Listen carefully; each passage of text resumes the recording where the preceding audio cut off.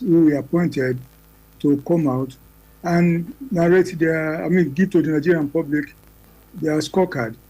And that's what we have been witnessing in the last, on Thursday and Friday of this week. The program will continue next Monday. We are going to bring in more ministers to come and give an account of what they've done. We must realize that they've not been there for long. I think they came in towards the end of August last year. So maybe they spent about 10 months, about 9 months in office. But they've done a lot of things. That's what I've found about the scorecard they have been presenting. If you go by what the oil minister said, that's Lokobiri, by what the power minister said, the health minister, a lot of them, they've done marvelously well. And I think the Nigerian people should begin to feel the impact of all those things they've done. Let me take power. Power Minister who made presentation yesterday. He said, for instance, that this month of May, Nigeria recorded power transmission. Nigeria transmitted and distributed 5,300 megawatts of electricity. He said we have not done so in 3 years, which to me is a remarkable achievement on behalf of that the government has done. He also said the country has been witnessing improvement generally about transmission and distribution, because that's what Siemens is in Nigeria for, to help this country to ramp up power of transmission and power of distribution. And a lot of improvement is being recorded in that area. According to him, as at the time he was giving us the briefing, Siemens has enhanced our transmission by over about 400 megawatts. So we are making progress. More hydroelectric stations are being opened. The country is investing in solar power. Universities, medical institutions are being given solar power, solar facilities, and being taken off grid. So many things are being done in that area. The same thing, health. This government is spending $260 billion to improve our primary care centers all over the country. And I think by next week, the president will be launching a program to establish more oncology centers, cancer centers, where cancer can be diagnosed and treated. 10 of them more. I think we already have 6. The country is going to establish 10 more.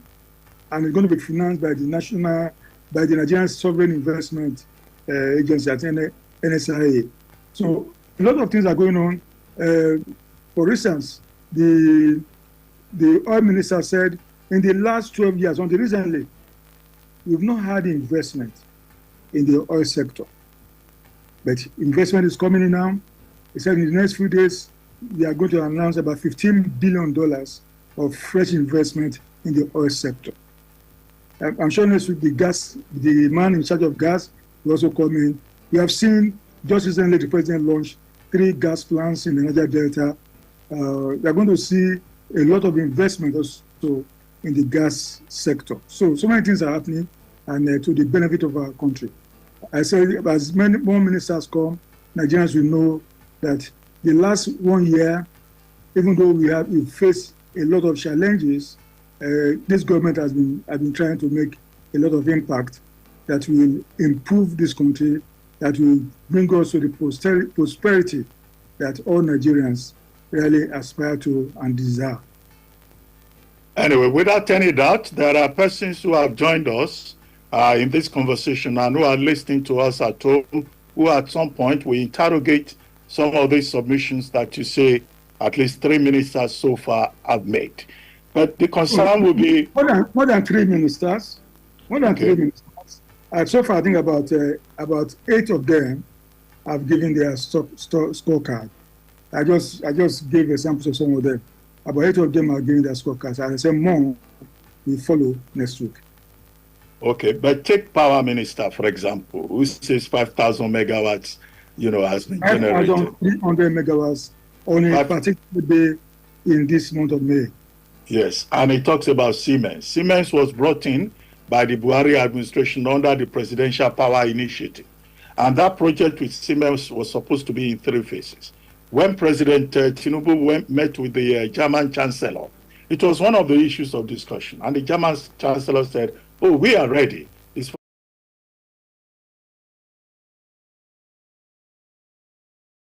We can't be celebrating 5,300 megawatts on a particular day. And the major concern will also be about the cost of electricity, which is a major issue now that Labour is fighting. And Labour is saying, no, nobody was consulted before, electricity was, tariff was hiked. And the Band A, that is supposed to provide 20 hours of electricity, nobody has seen the electricity. In the oil and gas sector, many of the multinationals, the IOC, they are divesting.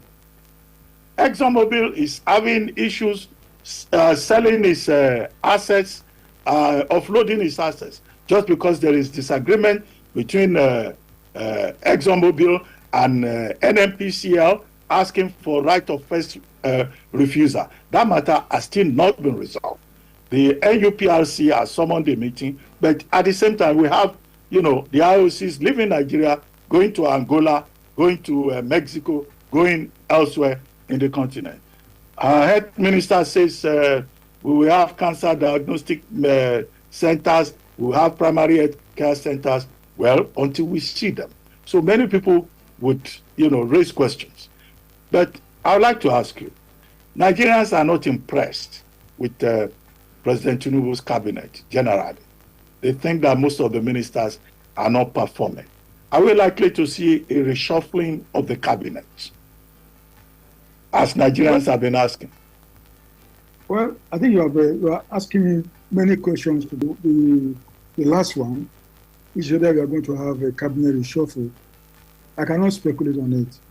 Mr. President has not informed me that he's going to reshuffle his cabinet. As I said, all these ministers that we have today, they've not spent 1 year in office. So you cannot begin to mark them, give them marks as if you are in the school, whether they've done well or not. 9 months to me is too short a time, and I believe that maybe at the end of the year, the president can take a review and really know those he wants to remain out of the ministers and those who will go. He has said it from the one that if you don't perform, we need to remove them. And that's one of the tasks he gave to the special advisor on policy, Adiza Bala Usman, to monitor them. And she has even gone further to establish what do you call it now, an app where Nigerians themselves can also access these ministers. So all those things are ongoing. I said 9 months, 10 months is too short a time to assess our ministers. I think we need to give them some little room. Just like I want to also say that 1 year is too short a time to assess President Bola Ahmed Tinubu. He's been busy in the last 1 year putting the building blocks to really make Nigeria a better place, to build a more sustainable economy, and to bring the prosperity that, as I said, our countrymen and women deserve and also desire to have. So all those things are going on. And yesterday, for example, the president met the Yoruba leaders of thought. He told them what he meant, that things were really bad when he came in. But specifically, he said the country was bleeding. And that so far, in the last 12 months, he has stopped the bleeding. And I think the country, as we are today, we are the corpse of having a remarkable change in the next 1 year. Because I said the president has put on all the building blocks he needs to really put Nigeria on a counter. And I think I see this one happening in the next few months. So many things are happening, and so many things will be done by this administration. Because we are going to see in the next few days the president commissioning or flagging off a lot of projects, some of them historic, iconic projects like Lagos-Calabar Coastal Highway. Is going to to all those roads that you've been seeing, viral videos showing trucks falling into them or something, like even the Lokoja Bini Road, which, as you know, was supposed to have been done under President Obasanjo, but the money was stolen. I think President Tinubu also awarded that road. Nothing was done, and now President Tinubu is going to do the road, and it's going to be done by Bua Cement, which is going to use his tax credit to reconstruct that road, so that all these things we see on the highway will stop. In all, the president wants to repair, refurbish about 330 roads and bridges across the country, and of course, ongoing rail program or projects. We have the Aba-Port Harcourt rail is now functioning, and of course, there are plans to make sure that we have the Ibadan all the way to Kaduna rail. They also function. The Kano Maradi rail is ongoing. I think recently some $2 billion was secured to complete that project. So many things are going on. I said we are going to see the president going on the counter in the next few months. He has laid the foundation, and especially by the time he launches the New Hope Infrastructure Fund, which is targeting to raise close to 40 trillion naira.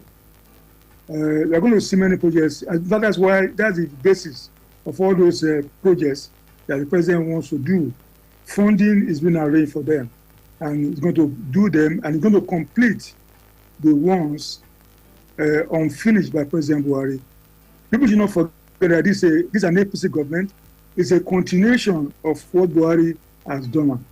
And the president wants to complete the project started by Buhari and move on from there. And is doing a lot of new ones so that at least to bring Nigeria, as I said, closer to prosperity, and even to make it prosperous, not just closer to it.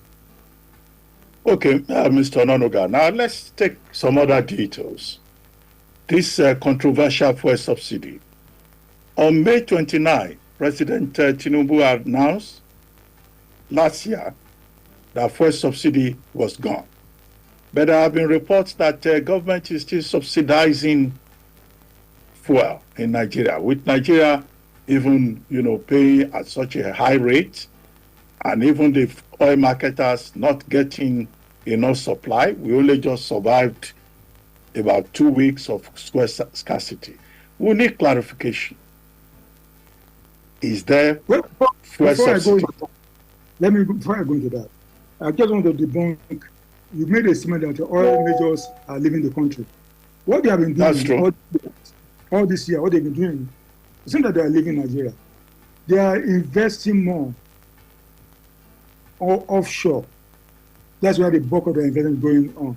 They are not leaving. The last time they said, was it ExxonMobil or something? No, they are doing more offshore. That's where they are investing. So they are not investing onshore. They are selling those assets onshore to Nigerian companies because maybe there are a lot of issues in Nigeria Delta, sabotage here and there, and so on. They don't feel comfortable operating on the ground, and they feel that they are safer offshore, and that's what they've been doing. That's what happened. That oil company that said was leaving. It's not leaving. It's operating. In fact, pumping more money offshore. That's where the investment is going. And recently Nigeria even got more land, more territory offshore. So, and it's a place that has a lot of oil reserves, and we're going to see a lot of activities also going on there. So, as for subsidy, the policy of this government, as the Minister of Information said recently, is that subsidy ended on 29 May 2023. And the Minister of Oil also restated it. As far as the government is concerned, there is no subsidy. I don't understand our people. People keep saying there is subsidy. And the government says there's no subsidy. The NNPC, there's a major importer, in fact, the only importer of fuel, has not told anybody that there is subsidy. I've asked NNPC several times. is there a subsidy? And they keep telling me there's no subsidy. So I don't know why our people are not happy that they are enjoying fuel, buying it at a far cheaper rate compared to what they are selling this same commodity across at our neighbors' places. If you go to Cameroon or go to Chad or Niger or Benin, Togo, Ghana, find out the cost. They are buying fuel at almost 100% more expensive than we are buying it here. So we should be grateful that we are Nigerians, that we are living under a government that is compassionate, that does not want to give discomfort to our people. So there's no subsidy. That's a policy of government. There's no subsidy. NNPC has not complained to anyone that is paying subsidy, and this government is not paying NNPC any subsidy for the oil imports. And I'm sure by June, this coming month, the Dangote refinery is saying that it's going to start refining petrol. So people are expecting that the price may even be cheaper than at the price we are buying now. So we are waiting for Dangote to start the operation to start refining petrol. So already doing so for diesel. And we expect that diesel, aviation fuel, and so on.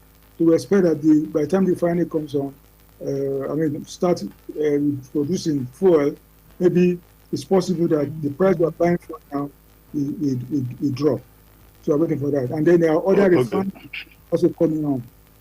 Bua refinery in Akwa Ibom. There are all these modular refineries that are coming on, and so many refineries are coming on in the country.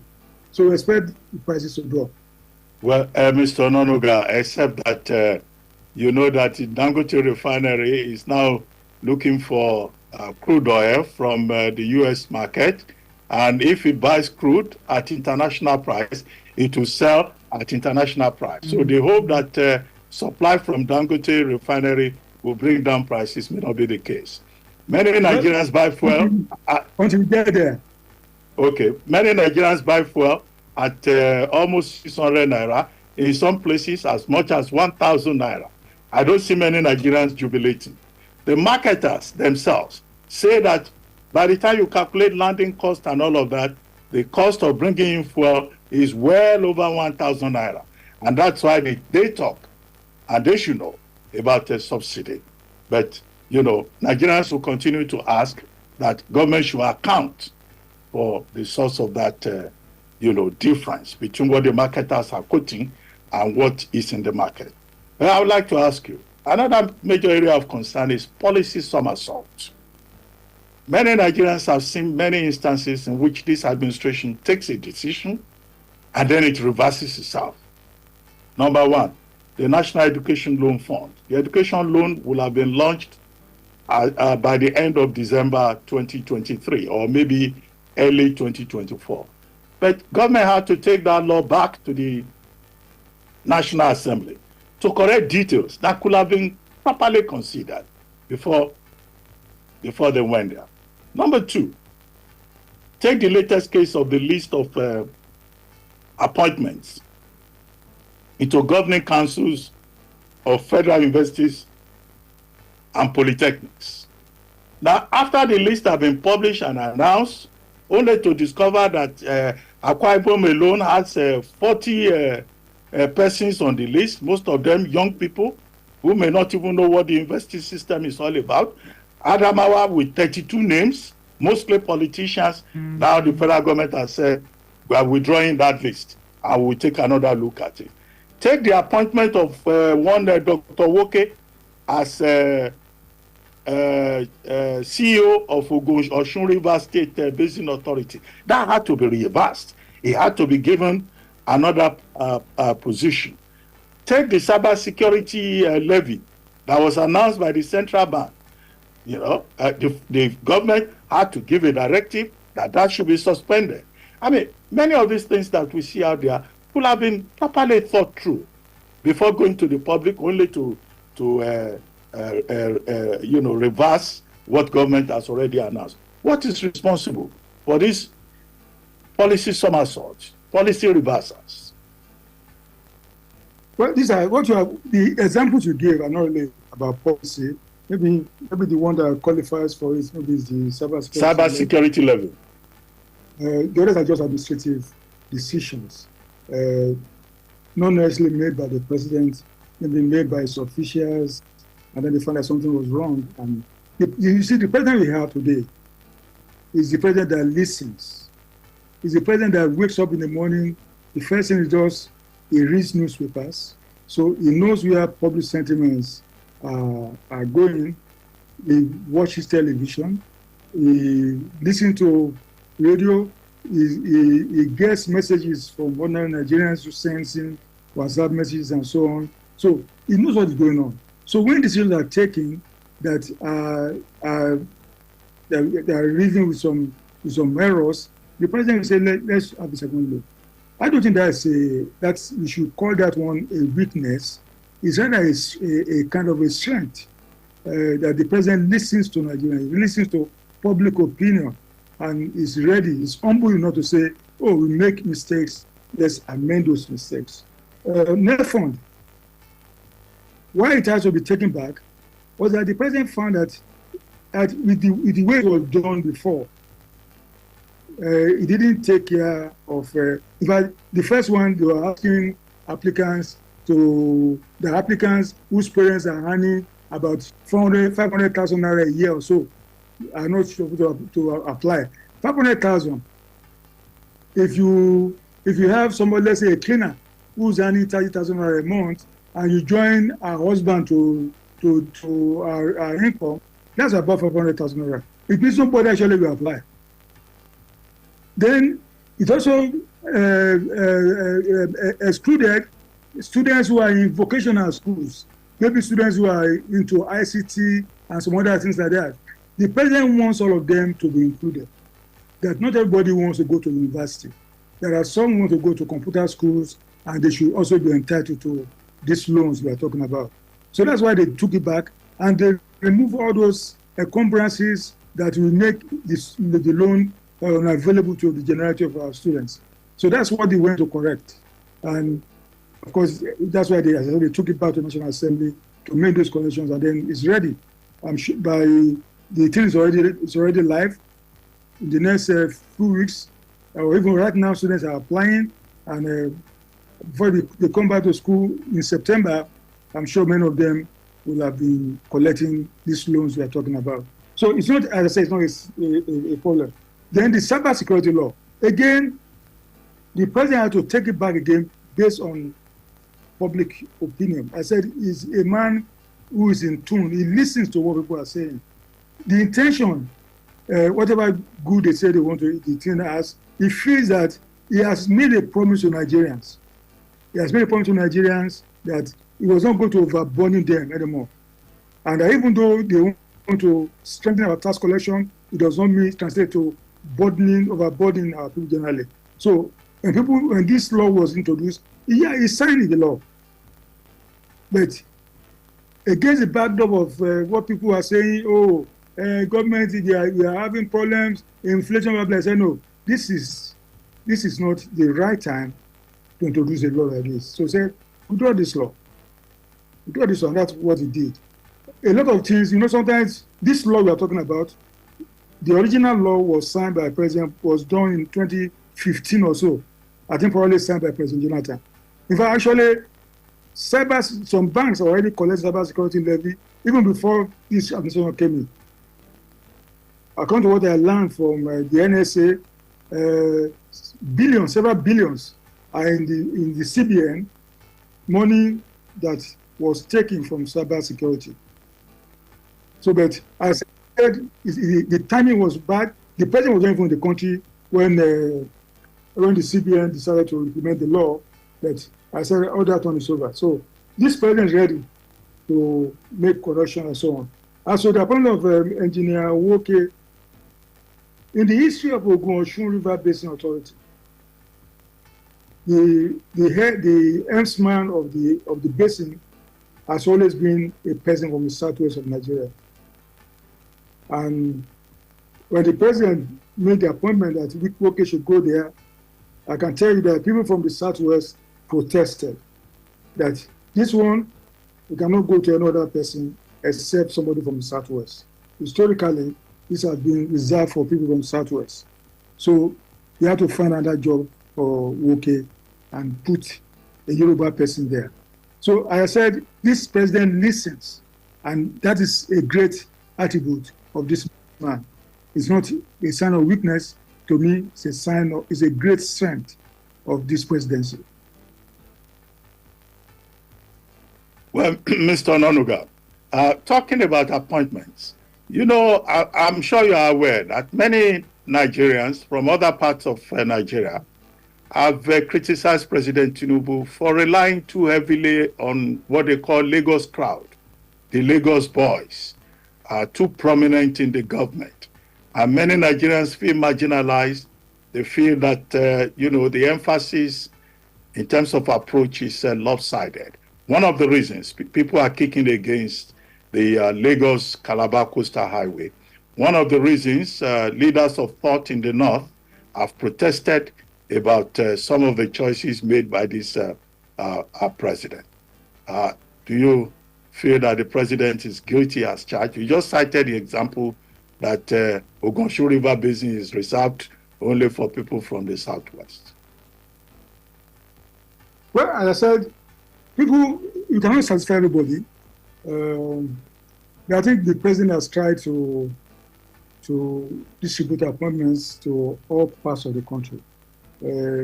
Some people may not be happy with what he has done, but as I said, this president is ever ready to make corrections as he goes on.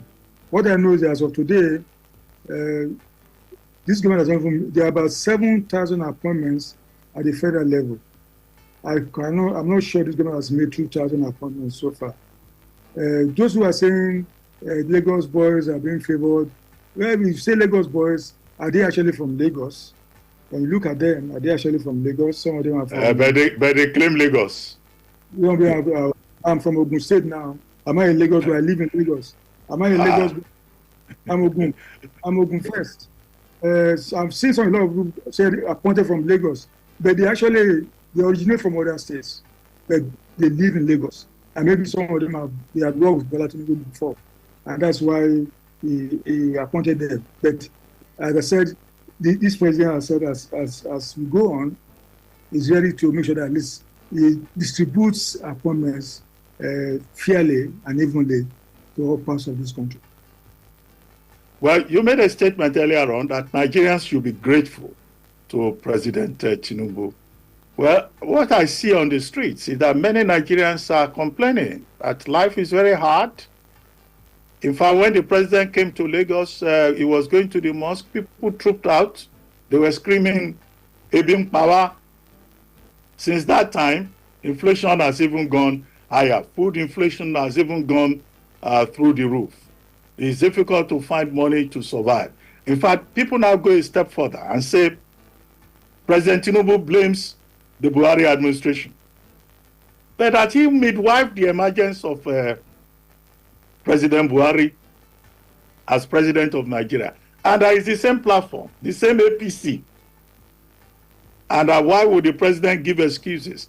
And every time, we, the people of Nigeria, are told to be patient, to be ready to make sacrifices.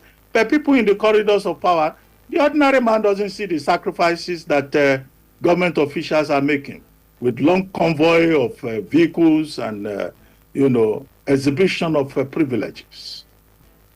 Do you have anything to say to the Nigerian people who may well say, no, we have nothing to be grateful for, at least not yet? As I said, I've said it earlier, as I said, this government has been very circumspect in blaming Buhari for whatever problems we are facing today. This is a continuum. The president said right from the beginning that he inherited assets and liabilities from President Buhari, but nobody's hammering on it. There are problems inherited from the President Buhari regime, and there are also a lot of gains that this administration inherited from the Buhari administration.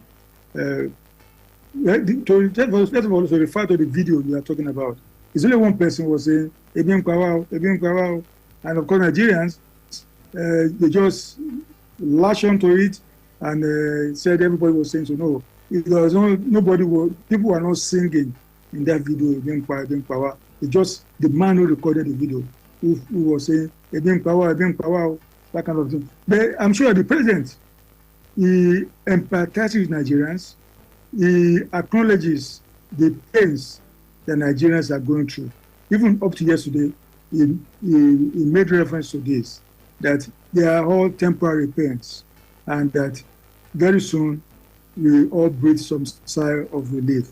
That things are going to get better. As I said, so many things are being done now today to make things better, to make life more bearable. Look at food. Food, for instance. It's not that we don't have enough food in our country. It's just that the food is expensive and our people don't have enough purchasing power to buy the food. There's plenty of food. In fact, the president, when some people went to him and said, why don't you let us import food? But then no, said he's not going to import food. He believes that our farmers, despite even the challenges the farmers are facing on the farms in terms of security, that they have the enough power to grow enough food to feed our people. And I saw testimony of that. I saw it. We were on the field. We went to states like Jigawa, a state like Jigawa, where we saw dry season farming that this government invested on. Jigawa planted maize, planted wheat, and they were about to harvest the wheat when we went there. And the government invested billions of naira, and some other states also joined. I think Niger joined, some other states joined, and so on, to grow enough food to feed us. And so I see government also, of course, you know that as of now, we have about 100 billion worth of fertilizer that the government is going to make available to Nigerian farmers throughout the country. So government is serious about investing in agriculture, in growing what we need to eat, in growing our food. And I see improvement as the dry season harvest is going on now, and as we move into the rainy season, and we are going to see more improvement in food. Sometimes I was telling somebody something yesterday. About some weeks ago, I went to Ogbomoso for a ceremony, and I saw mango sellers. I bought a basket of mango, at about 800 naira. In fact, I had to dash the woman additional 200 naira. A basket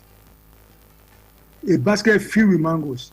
But by the time I go to Abuja, the same kind of mango, they tell you one mango is 300 naira.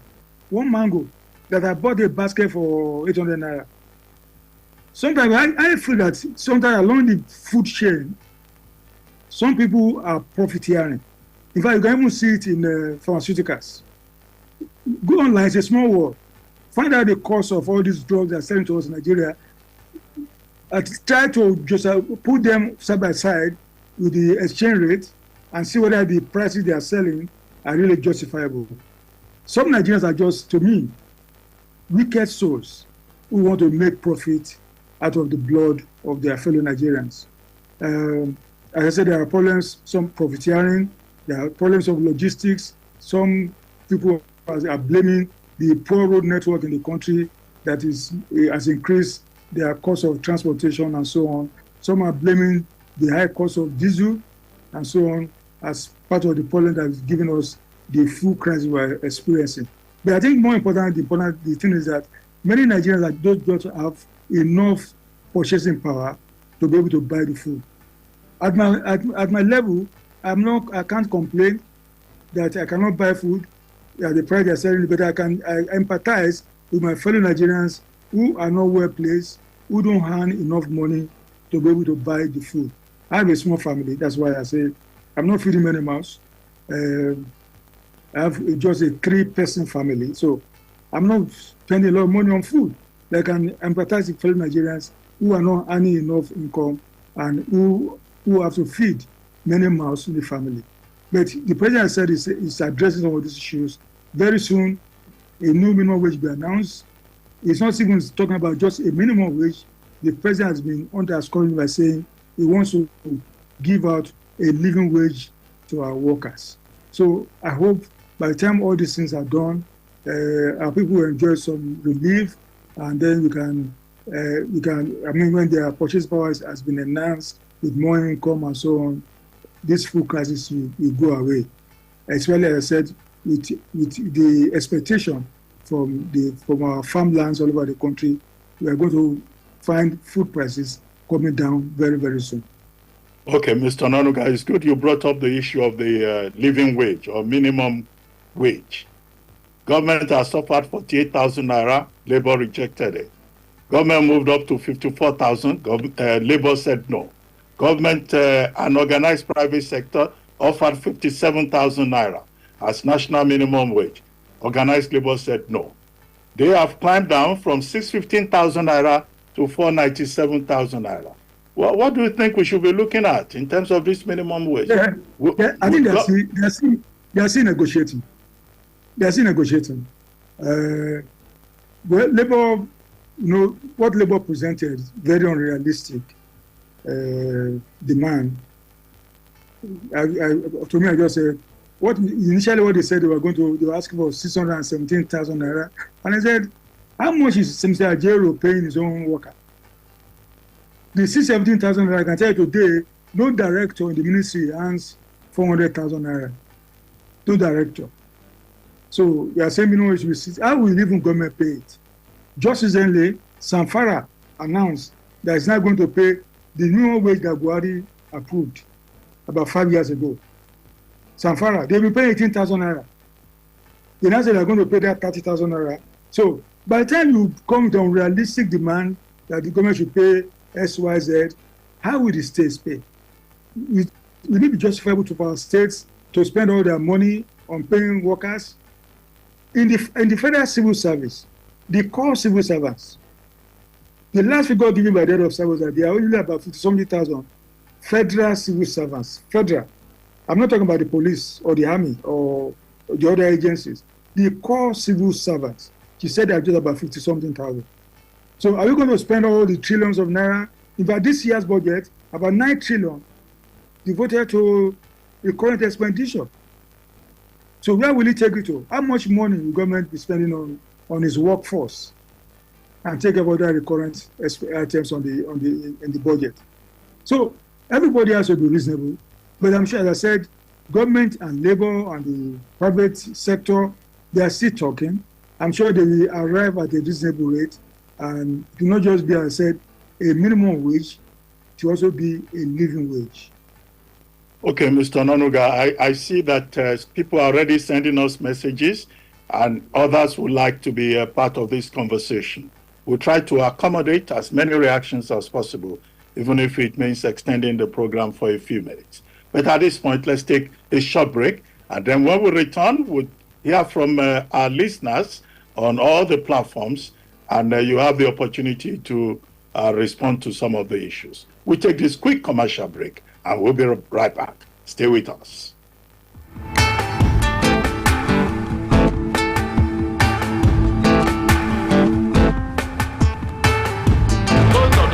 In NDDC are given out to members of National Assembly, but you don't know about it. It's okay. When you need unbiased information, balanced analysis, reviews, and insight on the policies and programs that concern you, listen to City Talks with Ruben Abati. Be a part of it. Call 0700 1051 1051 to lend your voice on topics and help shape our country for the better. My name is Ruben Abati. I will be your host on City Talks from noon to 1 p.m. every Saturday. Join me as we dissect major issues of public interest. You will be glad you did. City Talks with Ruben Abati on your number one lifestyle station, City 1051. From noon to 1 p.m. every Saturday.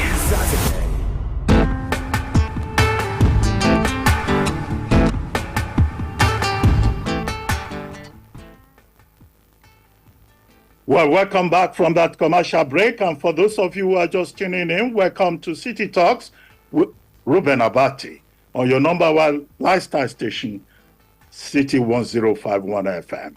And I remain your host, Ruben Abati. And today we've been discussing the topic, 1 year of President Tinubu's administration. And I have with me the special advisor to the president on information and strategy, Mr. Bayo Onanuga.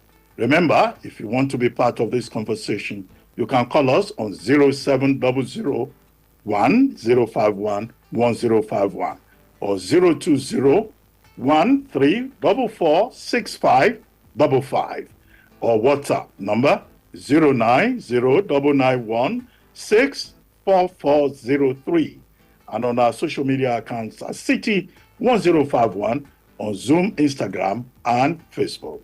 Mr. Ononuga, thank you very much for staying with us. Well, I see that there are already reactions via Zoom. This is from Engineer Deniji. He says the country is bleeding and we need to be allowed to breathe. I used to know Bayo Ononuga as a critical mind, but as soon as they joined government, a lot of things change. This is not the Bayo that I know in the news and Temple newspapers. However, kindly ask Mr. Ononuga why this government is so fond of policy somersaults. I thought I had that question before. He said literally the government more or less acts before thinking. I will give you examples. 1. The issue of what palliatives to give Nigerians long after removal of subsidy. 2. Taxation on bank reversal of it. 3. Dangote refinery was announced to commence operations by July 2023. 4. Realignment of the routes of Lagos to Calabar after demolition of structure along the routes from Lagos. That's from Engineer Adeniji. And I think that there are other persons who have tried to intervene. This is from Comrade Emmanuel Igbeni. He said, oh, Mr. Bayo Ononuga should not join those management staff of the IOCs to fraudulently accuse my people of the oil-producing states of South-South. Now, the reasons they are now rushing offshore is because we vandalized pipelines, oil facilities. They are moving offshore because it gives them opportunity to steal our nation's crude oil by falsifying production figures without being monitored and detected. I'm an engineer and staff of Total Energies EP Nigeria Limited. Worked onshore, swamp, shallow waters, and offshore, and therefore know what I'm talking about. I live in Warri City.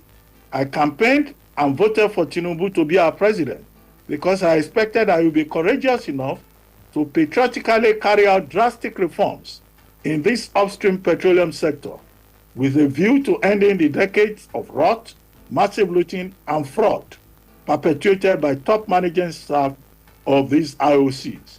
It is the reason I advised him to be Minister of Petroleum Resources. Comrade Igbeni Odafe Emmanuel. Number 3, very quickly. This is from Kole Omolulu. He says, Nigerians should be made to remember the disastrous 8 years of President Buhari. The government brought Nigeria to ground zero. To be fair to President Tinubu, 24 months is needed to begin to assess his government. Mr. Ononuga, if we could just start with those 3 first set of interventions. Well, I can see Mr. Kole Molulu joining us by Zoom. My friend Ibrahim also joining us. Thank you for listening to this program. Well, let me start from the last one. My position has always been that our compatriots have been very uncharitable to President Muhammadu Buhari. He had his style of governance. He and President Tinubu are different. They are poles apart in terms of style and so on. And I don't agree with people who always want to dismiss the 8 years of President Buhari. Yeah, he did not live to some people's expectations, but I think the man did a lot for this country. Did a lot in terms of some of the infrastructure was able to put on ground. The Second Niger Bridge, promised for 16 years by the PDP government, which did not achieve, which Buhari did. The Lagos-Ibadan Expressway, promised But Obasanjo, first of all, awarded the contract. He could not deliver it. Lagos Ibadan, about just over about 130 kilometers. This Muhammadu Buhari that our countrymen loves to vilify, it accomplished it. And it did so many other things. The Lagos Ibadan rail, he accomplished it. The Buhari Itakwe line that was abandoned, not being used, Buhari reactivated this. I said it did so many things that even the airports, he left our airports better than he made them. This same Muhammadu Buhari. Yeah, I said his style is different, but I can say that he did the best he could do in the circumstances he found himself. People should not forget that when he came in, the revenue was very, very low, very, very low, which led to what we witnessed in the administration having to borrow money to finance capital projects. So that's about Buhari. He did his best. I said, Tinubu, as I said, when he came in, he promised Nigerians, he told Nigerians really that what he's inheriting assets, he's inheriting liabilities. And even some of the assets that Buhari left behind, President Tinubu is going to, like the Abuja Metro line that President Buhari opened and commercialized for some 2 years, but something happened, it didn't work, it was shut down. It has been reactivated now. It's going to be open for operations from May 27th. So that's an asset Buhari left behind. And so many things that Buhari did behind, and Tinubu is going to now continue to make sure that he completes them. He's going to complete many projects Buhari started and into the glory of our country. So that's that. As for the oil, Niger Delta, as I said, I'm not blaming anybody. There are problems in Niger Delta. To the engineer who spoke from Warri, we have problems, a lot of problems there. Every time the NNPC publishes vandalization of the pipelines and so on, crude oil theft, we see videos by the Air Force about refineries, degradation of our of the forest in the Niger Delta. Something you read all this and you, in fact, it sickens you because the way we are going about stealing oil, crude, destroying the environment is not to the benefit of our people. So the oil companies, the major ones, and they felt that they could not operate easily, they are showing more interest in operating offshore. As to whether they report whatever they take out of our territory or not, but I think there are ways to know how much fuel, how much crude they are taking away.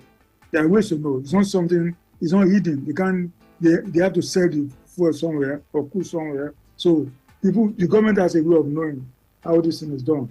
So that's that. As I said, I'm not blaming Niger Delta people, but of course everybody knows there are some people in Niger Delta who are all out there stealing the crude, destroying pipelines, and all kinds of problems that the oil companies are going through.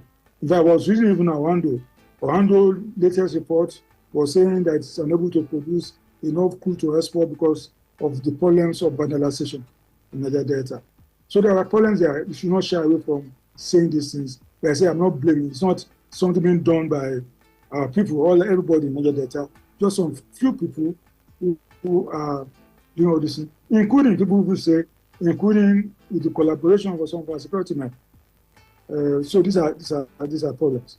I've already spoken about why this government sometimes has to reverse itself on certain issues because of public opinion. The president has said he's a listening president. He listens, is humble enough to own up to errors made. He's a human being like all of us. All of us can do something and then say, no, this thing is not proper. You reverse yourself, you look at what you have done again, and you take the appropriate decision. So it's not, as I said, it's not something that we should be, this government is ashamed of. It's a sign of strength. They listen to what people are saying and is ready to make amends. As for the realignment of Lagos-Calabar route, again, it's along the same line. if the Works Minister has been holding a lot of some dialogue with people who are going to be affected by the project, listen to them, look at what they are saying, and making corrections as the job goes on. So it's not, I said, if a government listens, suppose you have a deaf government, what are you going to be saying?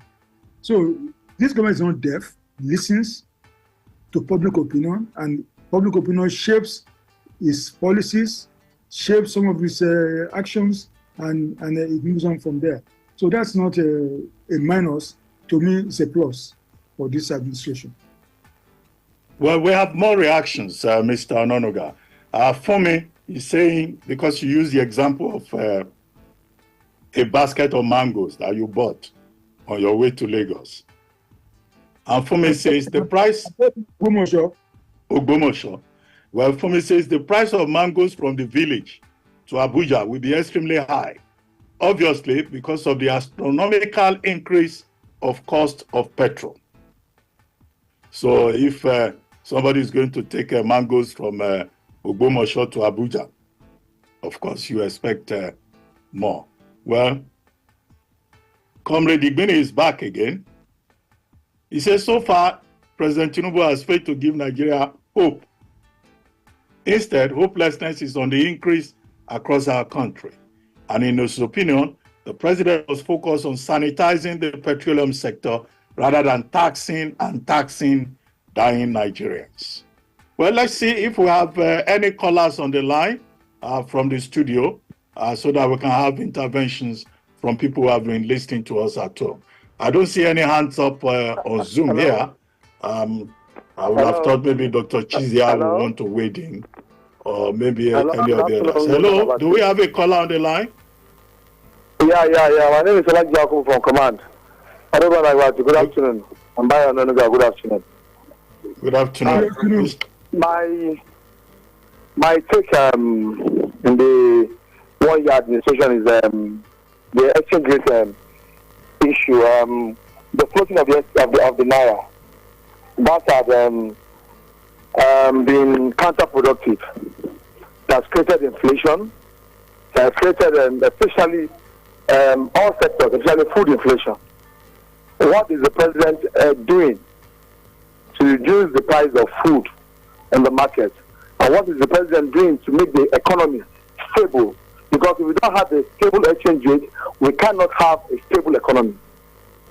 If General Sani Abacha for 5 years could stabilize the exchange rate between 80 and 85 naira, thereby stabilizing the country, despite economic sanctions from the West and the European countries.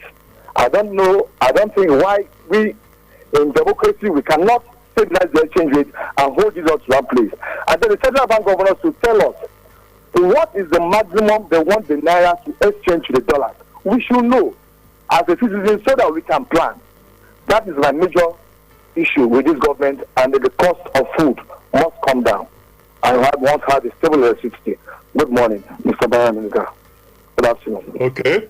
Good morning. Thank you. I'm sure Mr. Ononuga heard you. Mr. Ononuga? Yeah, I heard him very, very clearly. You see, I think for many years, it's even good, Dr.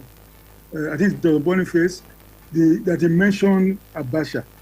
Abacha met Nigerian naira at 22 to the dollar. And he took it straight from 22 to 85 naira. People should remember what happened at that time. 85 naira. That's the first shock. The first major exchange that Nigeria has really had. And of course, all of us who are living under that space, we knew what it meant. People were unable to buy no cars anymore. Tokumbo became the in thing in our country, and people were now telling you that fairly new vehicles are even better than new ones. It affected us mentally, even the way we were thinking. And what we are witnessing now is not even as bad as what we witnessed under Abacha in terms of the way the devaluation of Naira happened. I said Abacha made 22, made it 85. It was stable, yeah. In fairness to him, all the time he was there, the exchange was stable. But I think that's what this government is trying to do today, to achieve some measure of stability. The problem has always been that we don't have adequate dollar. Nigerians crave dollar. They want dollar. They want to go and enjoy themselves and go and spend dollar and so on. They want to pay school fees abroad and spend dollar. So, but we don't have enough. Some Nigerian businessmen, they export products. When they hand this foreign exchange, they don't bring the money back. So these are problems, and that's what we'll see what Mr. Cardoso has been trying to do to see how we can get all this money in. I'll give you a personal example. I have a brother in the UK. One day I said, send money to me from UK. I thought he was going to send pound sterling to me so I can change it in Nigeria. Instead, he told me he said I should send my account number to him. I sent my account number. The next thing, somebody created my account in Nigeria. So, for the value he was giving me over there, I got Naira, and the money did not enter this country. It's not recorded. Naira was paid to me in Nigeria. The federal government or the CBN did not get, or any bank did not get the equivalent in dollar or pounds. And we have so many companies that now that operate either in America or in Europe or in Canada, doing what Western Union or all these people are doing, and exchanging money without the money entering our country. They credit your account in Nigeria and the money stays abroad. It's a formidable problem. I think the CBN is trying to encourage them to make sure that this money that we exchange for Naira gets here. Enterprises exporting without remitting the money. Even oil companies exporting without taking the money back to this economy. This is why we don't have dollars. And as much as our people continue to go after dollar, they want dollar for this, dollar for that. Even here in Nigeria, the battle EFCs have been fighting, making some schools, hotels, to stop charging our people dollars. Naira is our currency. Naira is our currency. So, until all of us, it's not a problem that Tinubu can solve alone, or that Cardoso can solve alone. It's a problem for all of us as Nigerians, why we always go after dollar. We don't want to spend Naira. Even we find some people during was it last year, everybody was changing Naira to dollar and making the rates really artificial. So it's all of us Nigerians. As a Nigerian, I'm proud. Okay. Proud to spend Naira. Okay, Mr. Nonuga, as we begin what I want to say is that the CBN is really working hard to enable us to have a stable exchange rate. As I said during this program, the inflows being expected into this economy will enable us to achieve that stability. Once we have enough dollars flowing into our accounts, our CBN account, everything here, the dollar will be stabilized. The past regime under Godwin Emefiele was subsidizing the dollar. That's why it kept it in at a very artificial rate and allow arbitrage to happen. People going to even know him, collecting dollar at official rate and going to offload it in the parallel market, making sometimes more than 100% profit for doing nothing, absolutely. So, but that is not happening now again. And that, I think, is a plus for this administration, that it has stopped that arbitrage that we witnessed under Godwin Emefiele's tenure as CBN government. Well, the Emefiele matter is before the courts. At the end of the day, it's the courts that will determine whether he's guilty or not. Arbitrage is not before the court. Arbitrage is not before the court. It's something that's a crime that was committed for a long time. They keep revising the charges, and all of those issues because will be argued. He did so many things when he was there. But it's the courts that can determine that, not the media. I agree. I'm just saying arbitrage is not before the court.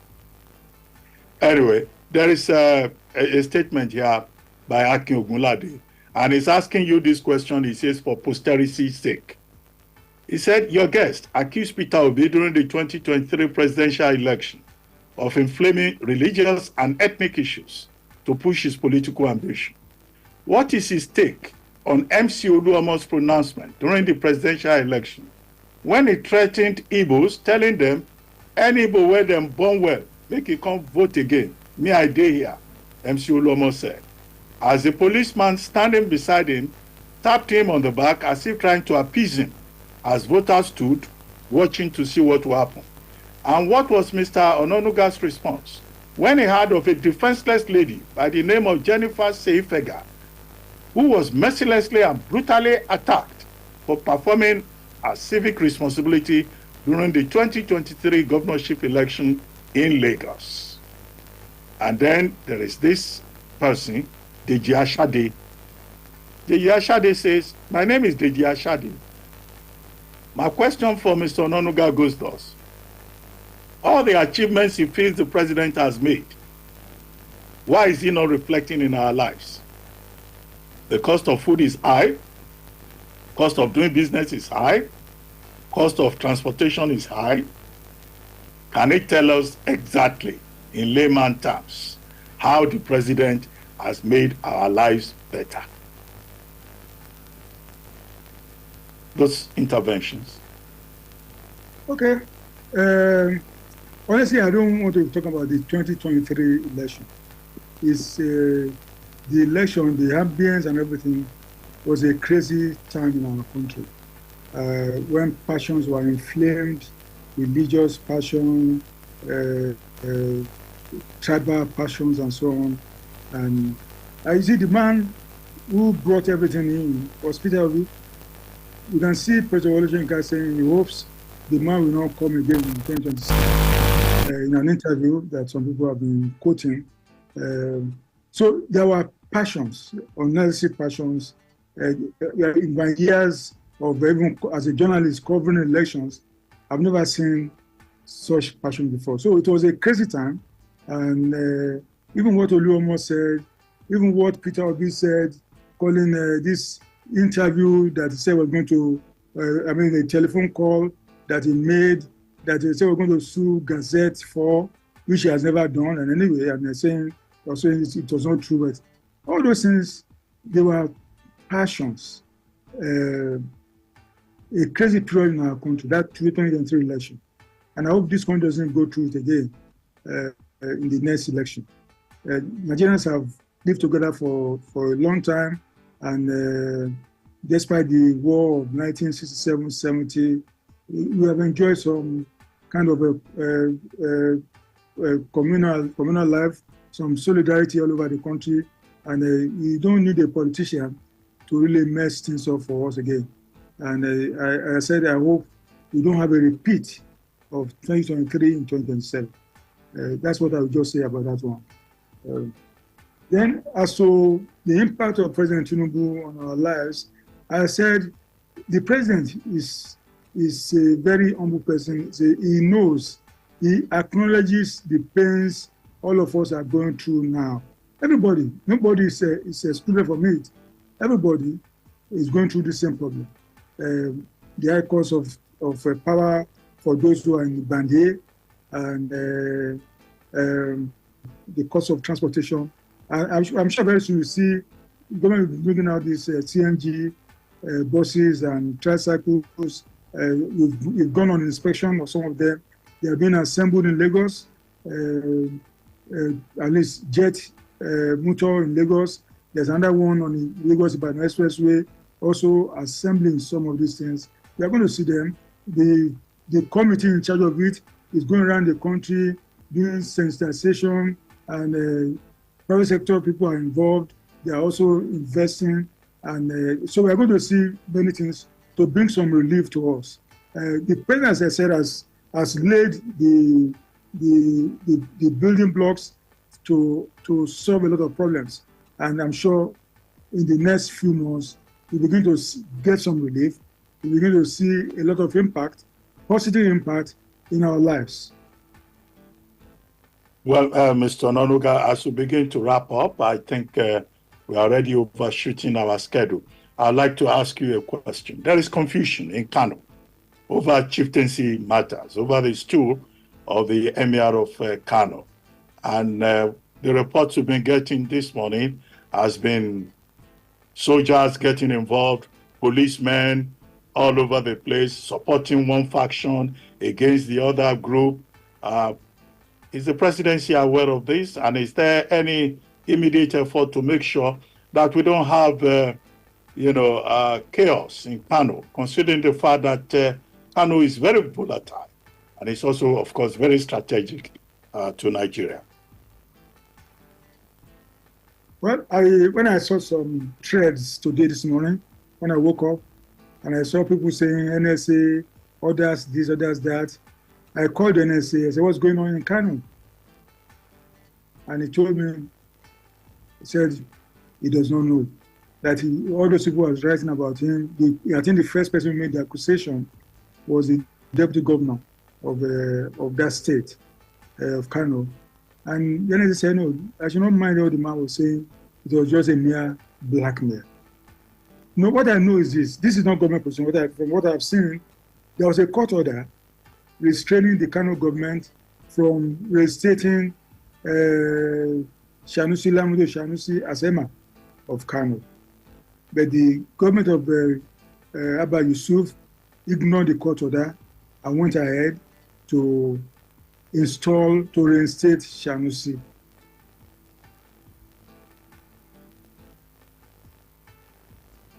Hello? I lost audio with Mr. Onanuga briefly. Okay, I can hear you now. Yeah. Okay, but is the president himself aware, since the NSA says he's not aware? No, she is a local issue. It's a local issue. It's a local issue. It's not the concern of our president. It's a local issue. Why should the president be concerned about who be concerned of Kano or governor of Burma or Oba of Lagos or something? These are local issues. So even when local government issue, if you go by the chieftaincy law, even when detention. My thinking is that the law enforcers, the police, especially the police, they are trying to enforce the rule of law. Governor Yusuf should have waited. I think they secured an ex parte motion against the government that don't rush to reinstate Emma Sanusi, but he ignored that order. I saw I think it was on Rise on yesterday, the spokesman of the government coming on here saying that they heard about the court order, but they're not going to respect it. They are going to just go ahead. They even said the thing came late. It came late, so they've done whatever they wanted to do. And everybody knows that Sanusi was reinstated on Friday, yesterday, and the order came on Thursday. So I said, this is my personal opinion. The president is not involved in this, and it's just a local issue in Kano. But I'm sure there will be some recourse to some sense, and everybody will keep the peace in the interest of the people of Kano. Well, I just thought that if there is confusion that could cause tension in Kano and affect public peace, the president should take a personal interest in it. That's my own personal opinion. The island, from what I read, police, military, the DSS, they are on ground. I'm sure they will not allow things to degenerate. I'm not sure they will not allow things to. Okay, on that note, I'd like to thank you very much, Mr. Bayo Onanuga, for taking time out to discuss with us 1 year of President Tinubu's administration. Thank you very much indeed. I also like to thank all the persons who joined the program by way of calling in and those who reach out to us on Zoom and Facebook. Remember, the conversation does not end here. You can still reach out to me on my personal social media account at Tabati1990 on Instagram and also at City1051 on all social media platforms. For those of you who tuned in late, there is no need to worry. You can visit YouTube page City1051 to watch the entire show. And when you do so, don't forget to hit the subscribe button and leave comments. And don't forget to tune in again next week at 12 noon for another exciting edition of City Talks. My name is Ruben Abati. The show was produced by Charles Flames, Oluwaseun Adeditun, Ayodamola Oludara, Oluwatobiloba Samson, and Abiodun Oduntun. The executive producer is Adedoja Allen. Have a great weekend. Thank you for joining us this week. See you again next week. Bye for now. Are given out to members of National Assembly, but you don't know about it. It's okay. When you need unbiased information, balanced analysis, reviews, and insights.